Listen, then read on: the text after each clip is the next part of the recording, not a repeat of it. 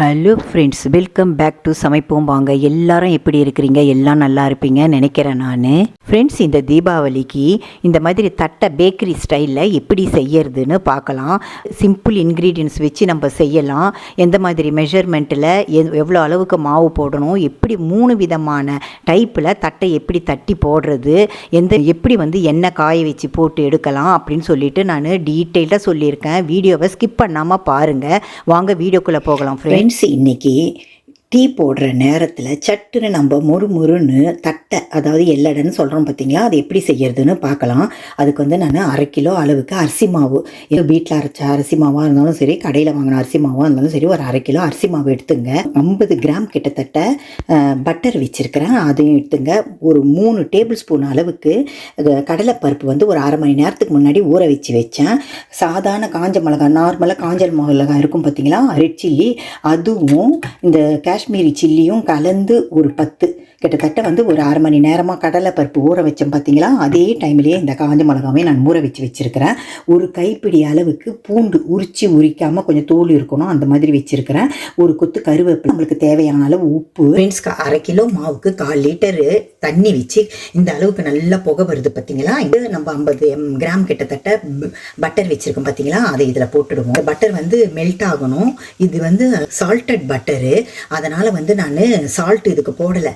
நீங்கள் unsalted butter நீங்கள் வாங்கினீங்கன்னா அந்த 1/2 கிலோ மாவுக்கு 1.5 டீஸ்பூனு உப்பு கரெக்டாக இருக்கும். ஏன்னா எண்ணெயில் போடுறோம் பார்த்தீங்களா, எந்த ஒரு பொருளும் எண்ணெயில் போடுற பொருள் குறைவாக தான் நம்ம உப்பு போடணும். அது உப்பு தூக்கி கொடுக்கும் எண்ணெயில் போட்டதும். அதனால தான் சொல்கிறேன், 1.5 டீஸ்பூன், 1/2 கிலோ மாவுக்கு 1.5 டீஸ்பூனு உப்பு போட்டாக்கா போதும். இந்த பட்டர் மெல்ட் ஆகட்டும், அதுக்கப்புறம் நம்ம இதில் மாவு ஆட் பண்ணுவோம்.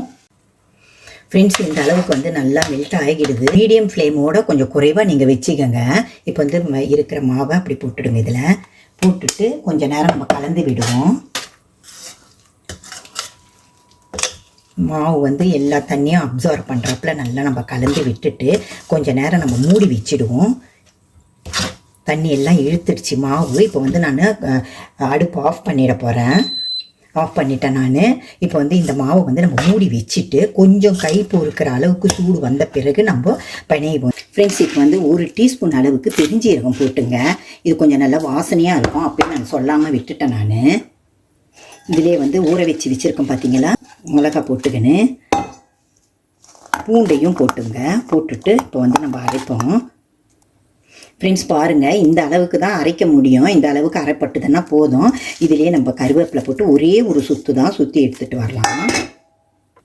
ஃப்ரெண்ட்ஸ், பாருங்கள், கருவேப்பிலெல்லாம் போட்டு நான் அரைச்சிட்டேன். நான் இப்போ நம்ம மாவில் ஒன்று ஒன்றா ஆட் பண்ணுவோம். ஃப்ரெண்ட்ஸ், பாருங்கள், இந்த அளவுக்கு கொஞ்சம் கை பொறுக்கிற அளவுக்கு கொஞ்சம் நல்லா ஆறிடுது. இப்போ நம்ம அரைச்சி வச்சுருக்கோம் பார்த்தீங்களா, அதை இதில் போட்டுக்கோம். அப்படி தண்ணி உங்களுக்கு பத்தலைன்னா நம்ம காஞ்ச மிளகாலாம் ஊற வச்சுருக்கோம் பார்த்தீங்களா, அந்த தண்ணி இருக்கும், அது வேணுமென்னா நம்ம ஆட் பண்ணிக்கலாம். இப்போதைக்கு தேவையில்லை. அது இப்போ அரைச்சி வச்சுருக்கிற இந்த விழுதை இதில் சேர்த்துக்குவோம். ஊற வச்சுருக்கிற இந்த கடலைப்பருப்பையும் இதிலே போட்டுக்கலாம். போட்டுட்டு இப்போ நம்ம நல்லா பிணைஞ்சி விடுவோம். ஃப்ரெண்ட்ஸ், கொஞ்சம் பொலன்னு இருக்கிற மாதிரி இருக்குது. நம்ம கொஞ்சோண்டு தண்ணி இப்போ சேர்த்துக்கலாம். இந்த மிளகாய் அரைச்சோம் பார்த்தீங்களா, அந்த தண்ணியே நான் போட்டுக்கிறேன். அப்படி சேர்ந்து வரணும், அந்த மாதிரி நம்ம பிணைஞ்சிக்கணும். ஃப்ரெண்ட்ஸ், பாருங்கள், இந்த அளவுக்கு நம்ம பிணைஞ்சி வச்சுக்கணும். இப்போ எப்படி தட்டுறதுன்னு பார்க்கலாம். ஃப்ரெண்ட்ஸ், இப்போ இந்த பட்டர் ஷீட், இந்த மாதிரி பட்டர் ஷீட் எடுத்துங்க. அப்படி இல்லைன்னா எண்ணெய் கவர் இருந்தால் கூட நீங்கள் அதை கட் பண்ணிவிட்டு இந்த மாதிரி விரித்து போட்டுக்கலாம். இந்த மாதிரி போட்டுட்டு இதில் எண்ணெயை நீங்கள் நல்லா அப்ளை பண்ணிங்க. அதை எண்ணெய் அப்ளை பண்ணிவிட்டு நல்லா பெரிய உருண்டையாக எடுத்துட்டு அதுக்கு இன்னொரு பட்டர் ஷீட்டை இது மேலே இந்த மாதிரி போட்டுங்க. போட்டுட்டு இந்த மாதிரி நல்லா கையிலே கொஞ்சம் அமுக்கி விட்டுட்டு சப்பாத்தி கட்டை இருக்குது பார்த்தீங்களா, அதில் லேசாக இந்த மாதிரி பரட்டி விட்டுங்க. எல்லடை எப்போதுமே திக்காக தான் இருக்கும். பரட்டிட்டு ஒரே டைம்லேயே ஒரு 7-8 எல்லடை கிட்டத்தட்ட நீங்கள் செஞ்சு எடுத்துக்கலாம். அதனால தான் நான் இது காட்டுறேன். இன்னொரு மெத்தடு கூட காட்டுறேன், அதுவும் ஈஸி தான். கையில் ஒருத்தவங்க சின்ன சின்ன உருண்டையாக செஞ்சு வச்சுட்டு கையிலேயே இதை இப்படி தட்டுவாங்க. அந்த மாதிரி தட்டினா ஷோல்டரும் வலிக்கும், கை விரலெல்லாம் உங்களுக்கு வலிக்கும். ஒரு டைமில் விசேஷத்துக்கு நம்ம நிறையா செய்வோம் இல்லையா, அப்போ ரொம்ப கை வலி, நல்லா கை வலி எடுத்துக்கும் உங்களுக்கு. அதனால் இது ஈஸியான மெத்தடு. இந்த மாதிரி நல்லா திரட்டிட்டு வந்து மேலே இருக்கிற பட்டர் ஷீட்டை நம்ம எடுத்துடுவோம். இந்த மொத்தத்துக்கு இருக்கணும் எல்லடை. இப்போ நான் இந்த மாதிரி கப்பு மாதிரி எடுத்துருக்கிறேன். இந்த மாதிரியோ இல்லை டப்பா மூடி இந்த அளவுக்கு எடுத்துங்க. இதோட சின்னதாக இருந்தால் கூட நம்ம எடுத்துக்கலாம். இப்போ வந்து பாருங்களேன், இதை அப்படியே நம்ம ப்ரெஸ் பண்ணி இந்த மாதிரி இதை பாருங்கள் நல்லா இப்படி ப்ரெஸ் பண்ணிங்க. அதே மாதிரி பக்கத்தில் நீங்கள் எடுத்துட்டிங்கன்னா ஒரு நேரத்துலேயே அத்தனை இது செஞ்சுக்கலாம். நீங்கள் எல்லடை செஞ்சுக்கலாம்.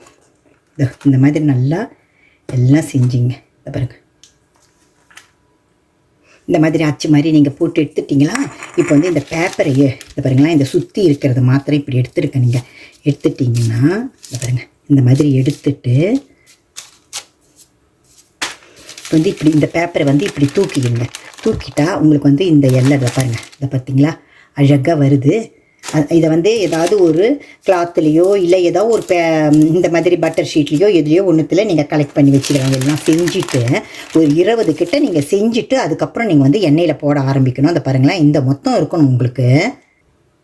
ஃப்ரெண்ட்ஸ் பாருங்கள், இந்த மாதிரி நான் போட்டு வச்சுருக்கேன் பார்த்தீங்களா பட்டர் ஷீட்டில். அதே மாதிரி நீங்கள் செஞ்சு வச்சுட்டிங்கன்னா ஒரே டைம்லேயே 10 கிட்ட நீங்கள் எல்லடை இந்த மாதிரி தட்டி போட்டுடலாம். நான் இன்னொரு முறை உங்களுக்கு சொல்லி கொடுக்குறேன். நான் இப்போ வந்து கையில் வந்து நம்ம செய்யணும்னு வைங்களேன், இதே மாதிரி தான் பட்டர் ஷீட்டில் சின்ன உருண்டையாக எடுத்துக்கின்னு நீங்கள் இதை பாருங்களேன், இந்த மாதிரி நீங்கள் தட்டிக்கணும். இந்த மாதிரி தட்டுறதுக்கும் உங்களுக்கு எவ்வளோ நேரம் பிடிக்கும். இது அப்படியே வந்துடுதா, இதை வந்து நம்ம தனியாக எடுத்து வச்சுக்குவோம். இன்னொரு டைப் சொல்லி கொடுக்குறேன். இந்த மாதிரி சப்பாத்தி ப்ரெஸ் இருக்குது பார்த்தீங்களா, அதில் என்ன செய்யுங்க, இதே மாதிரி பட்டர் ஷீட்டு நீங்கள் போட்டுங்க. உருண்டை கொஞ்சோண்டு எண்ணெய் அப்ளை பண்ணிவிட்டு இந்த பக்கமும் எண்ணெய் அப்ளை பண்ணிவிட்டு ஃப்ரெண்ட்ஸ், சப்பாத்தி ப்ரெஸ்ஸில் இந்த மாதிரி நம்ம எப்பொழுதும் பூரியெலாம் ப்ரெஸ் பண்ணி எடுப்போம் பார்த்தீங்களா, அதே மாதிரி தான் நம்ம ப்ரெஸ் பண்ணி எடுக்கணும்.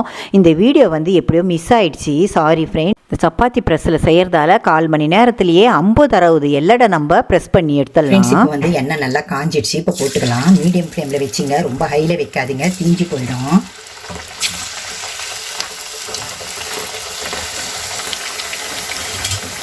இதை கொஞ்சம் வேகட்டும்.